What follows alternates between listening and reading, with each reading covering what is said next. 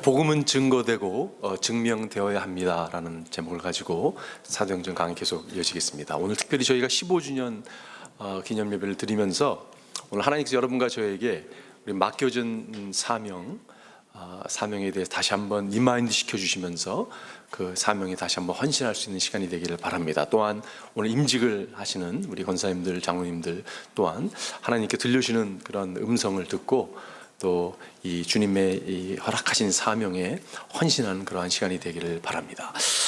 우리 오늘 본문은 예루살렘 교회가 계속적으로 외부에 내부에 공격이 있음에도 불구하고 성장해 나가는 것을 볼 수가 있습니다. 여러분, 외부적인 끊임없이 공격해오고 압박해오는 그 산헤드린 공회원들의 그러한 압박이 있었습니다. 그럼에도 불구하고 교회는 든든히 서갔습니다. 내부적인 그러한 시련도 있었죠.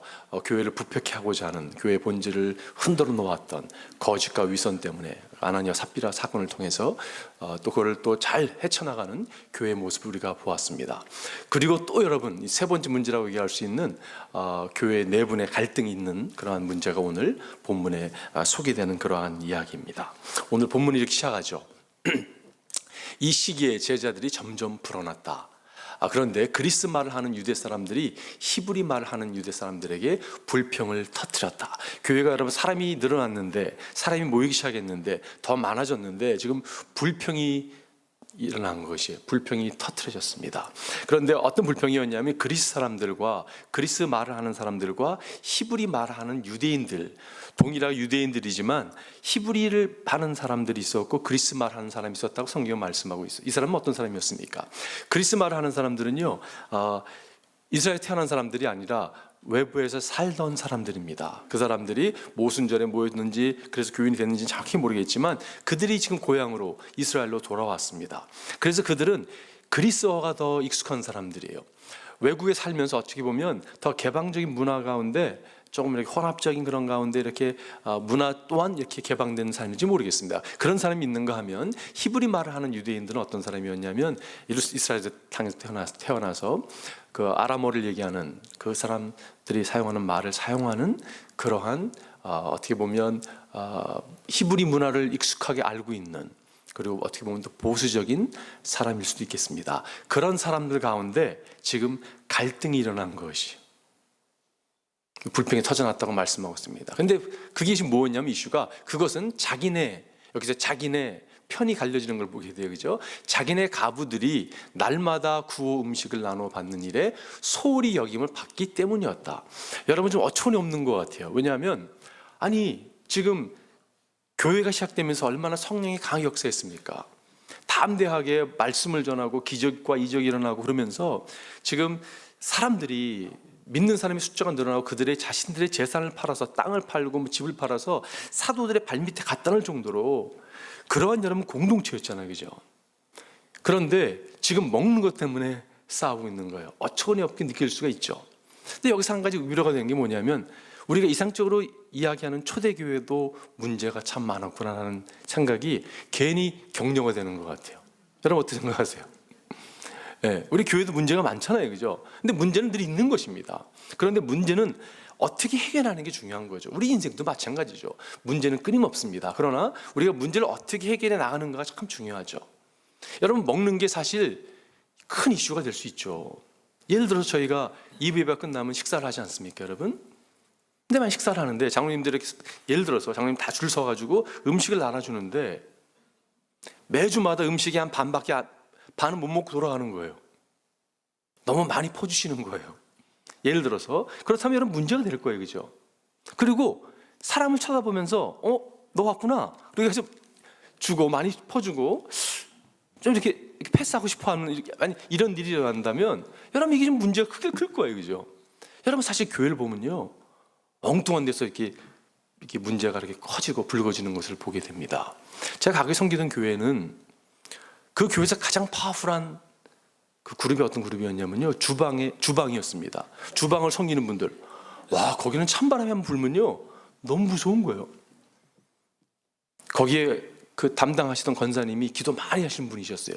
그분이 맡아서 아주 어느 정도 다행이었지, 거기서 시험 받고 싸우고 그 안에서 언성이 높여지고 얼마나 쉽지 않은 곳이 여러분 주방인지 모르겠어요.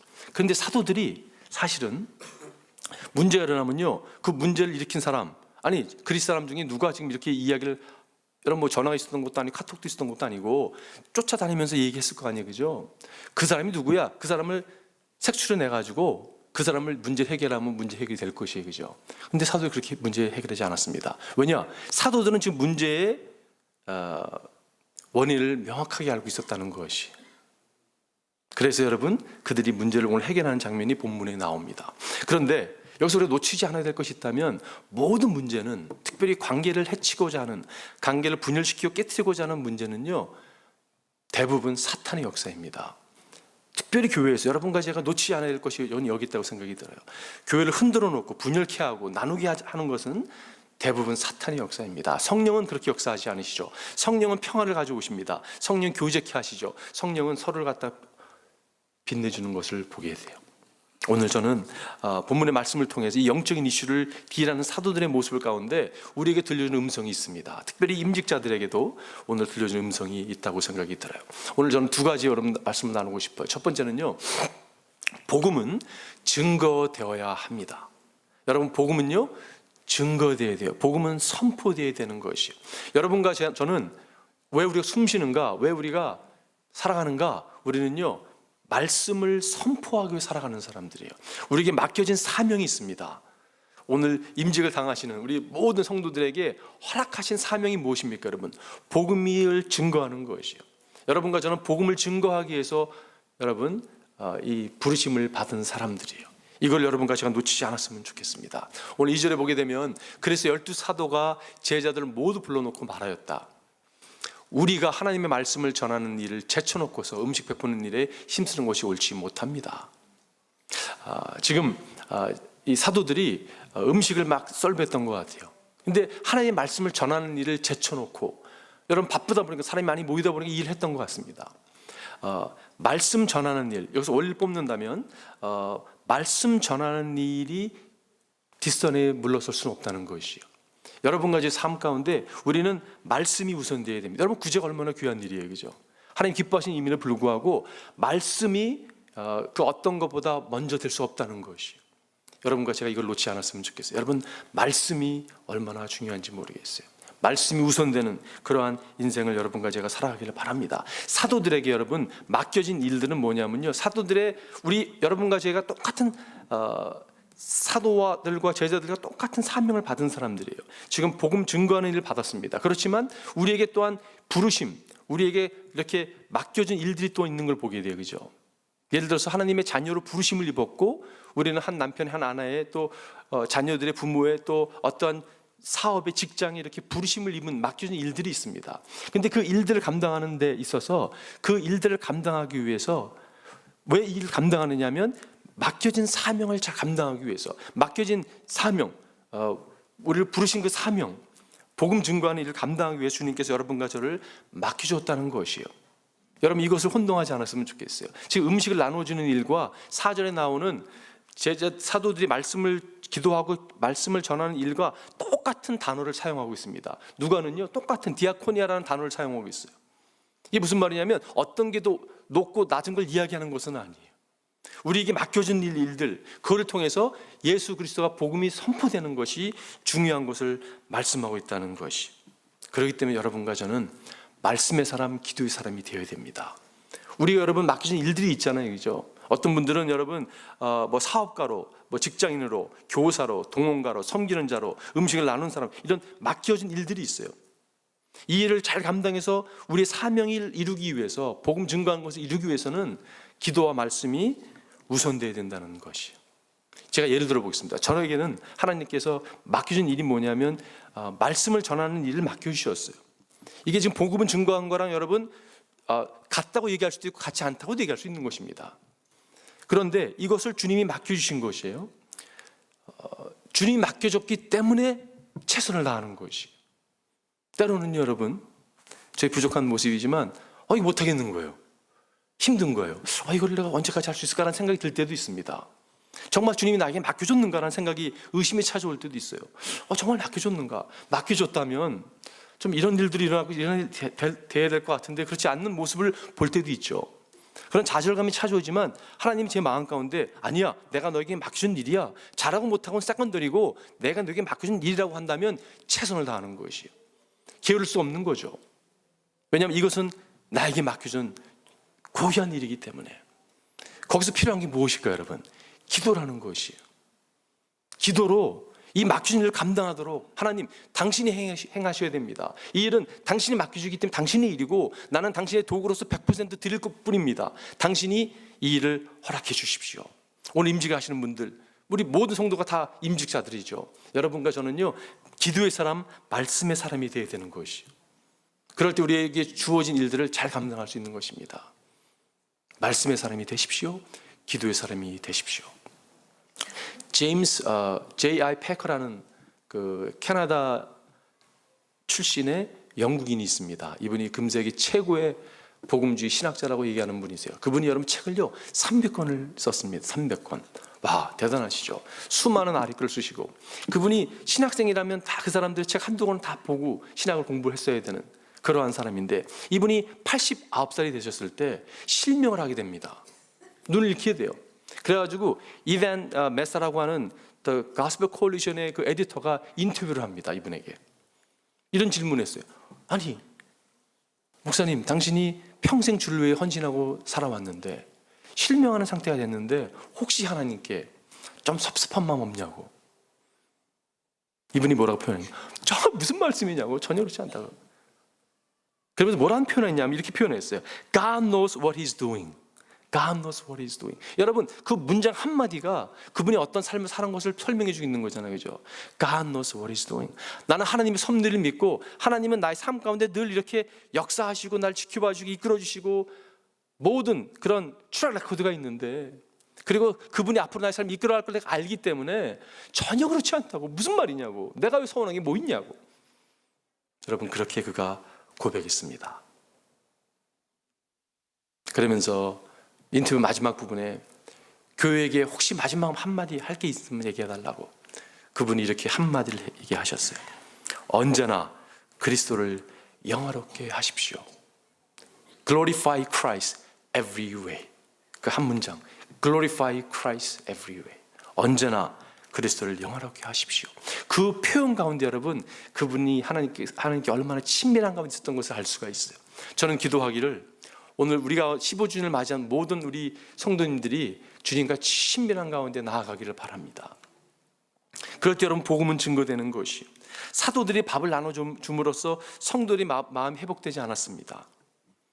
모든 문제는요, 말씀과 기도로 뚫고 가야 된다고 저는 믿어요. 여러분 동의하세요?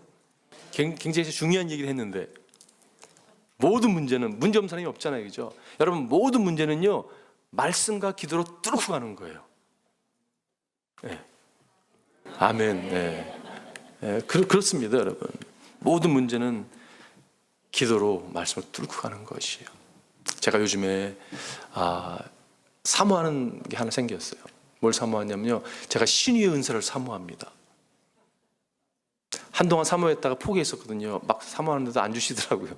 근데 요즘에 저희 교회에 이렇게 몸이 연약한 분들이 많으니까 하나님, 정말 좀 신유의 은사를 주셔서라도 좀 이렇게 우리 공동체가 이렇게 회복되기 원합니다. 육체 연약한 분들이. 지난 월요일 날 우리 집사님 한 분이 새벽에 오셨는데 몸이 무척 안 좋으세요. 근데 제가 기도를 하는데 제 마음에 무슨 마음이 딱 생겼냐면요, 가서 기도하라는 마음이 있는 거예요. 요즘 사도행전을 묵상하고 있잖아요. 그죠? 사도들이 손을 얹어서 기도한 즉 신기한 이적과 기사가 일어나잖아요. 그죠? 제가 말씀을 딱 붙잡고 가서 기도했습니다. 손을 뻗쳐서 기도를 하는데 갑자기 허리가 팍 나갔어요. 여러분, 기도를 해주기 구부정한 기도를 하는데 갑자기 그 그림이 잡히십니까, 여러분? 이거는 너무 정말 스타를 구겨도 이렇게 구길 수 없잖아요. 그죠? 나는 베드로처럼 기도하고 싶었는데, 베드로처럼 정말 사모했어요. 주님, 저 베드로처럼 기도하게 해달라고. 근데 그날 딱 허리가 나가면서 탁 주저앉아가지고 여러 생각이 들었습니다. 뱁새가 여러분 황새 쫓아가다가 다리 찢어지잖아요. 근데 여러분 그거 아세요? 뱁새 보신 적 있으세요? 한번 찾아보세요. 너무 예쁘게 생겼어요. 너무 귀엽게 생겼어요. 왜냐하면 조그맣기 때문에. 근데 여러분 그거 아세요? 뱁새가 여러 사람이 모이잖아요. 뱁새가 많이 모이잖아요. 황새 쫓아갑니다. 제가 그 생각이 딱 들었어요. 그날 아침에 리더십에게 제가 잘 원래 안 하는데 제가 기도 부탁을 한 거예요. 왜냐하면 우리는 다 뱁새 같거든요. 그렇지만 함께 기도하면 역사가 일어나는 걸 압니다. 제가요 침 맞고 돌아왔습니다. 그래서 기도했을까 안 했을까요? 기도 또 하는 거죠. 왜냐? 문제를 뚫고 와야 되잖아요, 여러분. 그죠? 근데 뭘 뚫고 합니까? 기도로 뚫는 거예요. 저는 확신합니다. 교회가 기도할 때 하나님이 기도 응답하세요. 여러분 요즘 금요 예배 한번 와보세요. 얼마나 뜨겁게 기도하는지 모르겠어요. 정말 와, 이거 우리 교회 마저 할 정도예요. 성령이 얼마나 강하게 역사하시는지. 여러분 문제 있습니다. 여러분 문제 없는 사람이 어디 있어요? 문제요? 기도 뚫고 가는 거예요. 그게 여러분 복음을 증거하는 인생입니다. 여러분과 제가 그런 인생 되기를 주님으로 축원드려요. 두 번째 마지막 포인트는요, 복음은 선포될 뿐 아니라 증거될 뿐 아니라 증명되는 것이에요. Gospel has to be demonstrated. Gospel has to be preached and be demonstrated. 이거는 복음은 증명돼야 되는 것이에요. 만일 음식을 나누는 일이 중요하지 않았더라면 그거 여러분 없앴으면 돼요, 그죠? 이제 나누지 말자. 그런데 여러분 이게 중요한 거를 알았기 때문에 지금 7 사람들을 세우는 것을 보게 됩니다. 여기서 중요한 원리가 있다고 생각해요. 그게 뭐냐면요, 복음은 증거될 뿐 아니라 복음은 증명되는 것이에요. 여러분 복음은 선포될 뿐 아니라 복음은 삶으로 살아내는 것이에요. 여러분과 제가 삶으로 증명되기를 바라요. 여러분 구제라는 것이 얼마나 중요합니까? 유대인들은 구제를 굉장히 중요시 여겼어요. 유대인들은요 금요일이 되면 이제 토요일이 안식일로 정해놓고 세웠잖아요. 그러니까 금요일 저녁이 되기 전에 가난한 사람을 찾아오면 그들에게 14끼의 돈을 주었습니다. 가난한 사람에게. 그리고 행인들, 나그네들에게 그 사람들에게 이 사발에다가 음식을 준비해서 이렇게 음식을 나눠줬어요. 근데 오늘 본문에 보니까 매일 이 일을 했다고 성경에 써 있어요. 그죠? 왜 신학교회는, 초대교회는 왜 이 일을 매일 했을까? 이게 너무 중요하기 때문에 그렇다는 거죠. 여러분 왜 중요하다고 여겼을까요? 예수님의 가르침이었잖아요. 예수님의 마태복음 25장에 보게 되면 내가 굶주렸을 때 너에게 내가 먹을 걸 주었고, 내가 목마르을 때 너에게 마실 걸 주었고, 내가 헐벗을 때 너가 나 옷을 입혀줬고, 여러분 내가 병상에 누워서 나를 찾아와주고, 감옥에 갇혔을 때 나를 방문해주고, 쭉 나오잖아요. 그죠? 예수님이 뭐라고 가르치셨냐면 마지막 때 최후의 심판이 이렇게 결정이 된다고. 이렇게 복음을 살아낸 사람들, 복음을 증명한 사람들을 통해서 내가 양과 염소를 구분한다고 말씀하셨어요. 그게 주님의 말씀이잖아요. 그죠? 초대교회는 어떤 마음이 있었냐면 예수님이 곧 오시는 줄 알고 그런 긴급한 가운데 살아갔거든요. 그러니까 그 구제를 감당한 거죠. 여러분 복음은 선포될 뿐 아니라 증명되는 것이에요. 그런데 여러분 오늘날 보십시오. 얼마나 말씀이 많은지 모르겠어요. 말씀이 홍수라고 얘기해도 표현 아닐 거예요. 그죠? 정말 클릭 어웨이 한 버튼만 누르면 수많은 메시지가 여러분 선포됩니다. 세계의 모든 교회를 방문할 수 있고요, 최고의 설교자의 설교를 들을 수가 있어요. 그 어느 때보다 말씀이 많음에도 불구하고 변화가 일어나는가라는 생각을 할 때가 있어요. 아니 왜 말씀이 이렇게 많음에도 불구하고 오늘날 수많은 사람들이 이렇게 욕을 먹고 살아가는가? 왜 기독교는 욕을 먹을까? 여러분 그 이유가 뭐라고 생각하세요? 저는 그 이유가 복음이 선포되긴 하지만 복음이 증명되지 않기 때문에 그렇지 않는가 하는 생각을 하게 돼요. 음식을 나누는 일이 있어서 서로만 먹고 있는 거, 끼리끼리만 먹고 있는 거예요. 너무 배타적인 거예요. 그러니까 세상이 아무리 외쳐봐라 내가 네 말 들을라 이렇게 반응하는 게 아닌가 하는 생각을 해보게 돼요. 저는 15주년을 준비하면서 제 마음이 이런 마음이 들었습니다. 너무 영광스러워요. 감사해요. 교회는 영광스러운 곳입니다. 여러분과 정말 제가 여러분 지난 15년을 돌아보면서요, 정말 여러분 복음을 증명하고 살아온 그 흔적들을 제가 윈네스했습니다. 제가 보았습니다. 얼마나 주님께 드리고 복음을 증명하기 위해서, 나누기 위해서, 구제하기 위해서, 섬기기 위해 선교하는 일이 얼마나 했었는지 모르겠어요. 여러분 그 일을 더더욱 힘쓰십시오. 그 일에 더 헌신하는 거예요. 여러분의 모든 것을 불태울 정도로 여러분 복음이 증명된 것은 가치 있는 것이. 그래서 오늘 일꾼을 세우죠. 음식 나누는 일을 위해서 일꾼을 세우는데 오늘 3절 보시면 그러니 형제자매 여러분 신망이 있고 성령과 지혜가 충만한 사람 7을 여러분 가운데 뽑으십시오. 그러면 그들이 이 일을 맡기고. 여러분 한국 교회에서 대부분 보면 이런 전통 같은 게 있는 것 같아요. 이렇게 집사라고 표현했는데 7집사. 사실 집사라는 표현이 있지는 않습니다. 본문에 보면 집사라는 표현이 있지는 않아요. 근데 이게 어슴한 거예요. 집사들은 이런 일을 하는 거구나 이렇게. 그런데 직분자들에게 교회가 착각하는 것 중 하나가 이것을 계급으로 여기는 모습이 없지 않아 있는 것이에요. 여러분 직분은 계급이 아닙니다.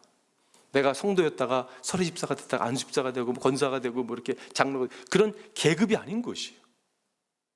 가장 고귀한 이름은 저는 성도라는 이름이 고귀한 것 같아요. 세인트. 하나님의 자녀로서 세인트로 불림을 받는 것처럼 고귀한 게 없죠. 여러분 이건 계급이 아니에요. 우리에게 복음을 증명하는 삶을 살도록 맡겨준 일들이라는 것이에요. 여러분 신망이 있고 성령과 지혜가 충만한 사람을 뽑잖아요. 그죠? 우리가 맡겨진 복음을 증명하는 삶을 살기 위해서는 성령 충만이 되는 것이에요. 그것이 어떤 것이건 이거 너무 귀한 거잖아요. 그죠? 성령 충만한 사람은 교만한 사람이 될 수가 없습니다. 성령 충만한 사람은 주님과 친밀한 관계를 유지하는 사람이에요. 성령 충만한 사람은요 겸손할 수밖에 없어요. 온유할 수밖에 없어요. 분낸다든지 막 거칠다든지 그럴 수가 없습니다. 사실 성령이 강하게 역사하신다면 모든 직분자들, 임직자들도 여러분 성령이 충만한 사람이 되기를 주님의 축원드립니다. 그리고 지혜 있는 자라고 말씀. 여러분 지혜 있는 사람들은요 분별력이 있는 사람이라고 저는 생각이 들어요. 할 말 못할 말 구분하지 못하고 막 얘기하는 사람이 아니라고 생각이 들어요. 분별력이 있는 사람이죠. 기가 있는 사람이 생각이 듭니다. 들어주는 사람, 경청해 주는 사람. 기도하기를 우리 모두가 지혜자들이 되었으면 좋겠어요. 여기서 신망이 있는 사람, 개역 성경에 보면 사람들이 칭찬을 받는다고 얘기하고 있는데 저는 여러분과 제가 그런 사람이 되기를 바라요. 성령이 충만하다고 얘기하는데 지혜 있다고 얘기하는데 까칠하고 지적들 잘하고 그런 사람은 신망 있는 사람이라고 생각하지 않습니다. 신망 있는 사람은요 문제가 터졌을 때 다가가고 싶은 사람이에요. 그 사람한테 가면 왠지 그냥 격려받을 것 같은 사람. 저는 기도하길 여러분과 제가 그런 신망 있는 성령과 지혜가 충만한 주님의 종들이 되기를 바라요. 오늘 본문에 보게 되면 여러분 6절에 5절에 보면 모든 사람이 이 말을 좋게 받아들여 믿음과 성령이 충만한 사람인 스데반과 빌립과 브로고로와 니가노르와 디몬과 바베나와 안디옥 출신의 이방 사람으로서 유대교에 개종한 사람인 니골라를 뽑았다고 말씀하죠. 7사람을 뽑는데 여러분 재밌는 사실이 이 사람들이 다 그리스 이름을 갖고 있는 사람이었어요. 그 당시에 히브리 사람들도 그리스 이름을 사용했다고 기록은 되어 있지만 어떻게 보면 의도적으로 사도들이 이 그리스 사람들이 지금 불평을 하니까 그 사람들을 잘 섬기기 위해서 적당한 대책을 하지 않았나라는 생각을 하게 돼요. 그러면 무슨 생각이 들었냐면 우리 김상규 우리 집사님 생각이 났습니다. 오늘 장로로 임직을 받으시는 김상규 집사님 생각이 난 이유가 뭐냐면 여러분 이제 장로로 임직을 하고 9월 달에 지금 한국으로 파송을 좀 준비하고 계세요. 이주민들을 섬기기 위해서 파송을 준비하면서 무슨 생각이 들었냐면 제 마음 가운데 그렇다. 정말 적합한 사람을 찾는다면 우리 김상규 집사님, 김재순 권사님이 아닐까라는 생각을 해보았어요. 이민자로서 살다가 지금 이민자처럼 나그네처럼 와 있는 그 사람, 이주민자를 섬기는데 이거보다 적합한 사람이 어디 있겠나 생각을 해보았어요. 그뿐만이 아니라 여러분과 저에게 주신 저는 사명이라고 생각이 들어요. 이민교회 주신 사명이라고 생각이 듭니다. 여러분 그분들을 위해서 이렇게 준비돼서 세움을 받고 떠나는 그 모습이 얼마나 귀한가라는 생각을 해보았어요. 신망이 있고 성령과 지혜가 충만한 우리 모두가 돼서 주님이 부르신다면 담대하게 나가는 여러분과 제가 됐으면 좋겠습니다. 결론 드리겠습니다. 여러분, 오늘 7절에 보면 이렇게 결론이 끝나요. 하나님의 말씀이 계속 퍼져나가서 예루살렘에 있는 제자들의 수가 부쩍 늘어나고 제사장들 가운데서 이 믿음에 순종하는 사람들이 많았다. 그 당시 예루살렘에 한 18,000명 정도의 제사장이 있었다고 합니다. 그 사람들 가운데 제사장들까지도 복음이 증거되고 증명되는 삶을 보면서 여러분, 그들이 주님께 나왔다고 성경은 기록하고 있어요. 근데 저는 제 눈에 들어왔던 표현이 제자들의 수가 부쩍 늘어났고라는 표현이에요. 제자들의 수가 7장 1절에서도 오늘 6장 1절에서 오늘 시작할 때도 제자들이 늘어났다고 얘기하고 있습니다. 여러분, 제자가 늘어나는 게 중요한 거예요.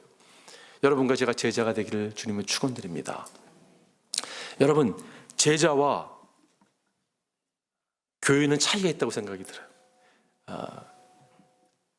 제자는요, 예수님을 따르는 사람입니다. 사람을 따르는 사람은 제자가 아니에요. 제자는 예수님을 따르는 사람입니다. 교회 이야기하는 거는 제자 아닌 것 같아요. 제자는요, 예수님 이야기하는 사람들이에요.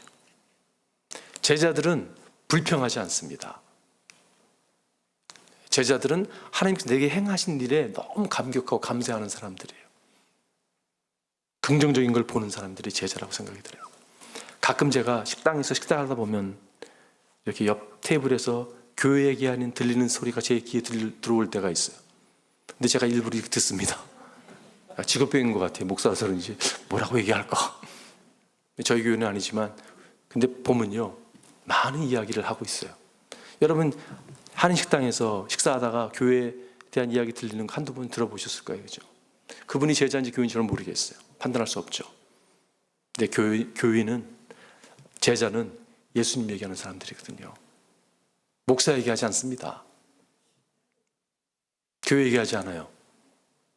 오늘 임직을 받으시는 권사님들, 장로님들, 또 이 가운데 15주를 맞이한 우리 모두가 제자가 됐으면 좋겠어요. 저는 요즘 여러분 이런 마음이 있습니다. 우리 성도들이 뭐 큰 교회가 되고 이게 아니라 여기 계신 분들만 진짜가 된다면, 진짜 제자가 된다면 LA 여러분 업사이드 다운 될 수 있습니다. 여러분과 제가 진짜 되잖아요. 엄청난 능력이 하나님께서 영광 받으실 것이고요, 주님 나타날 것이. 우리 한번 기도하겠습니다.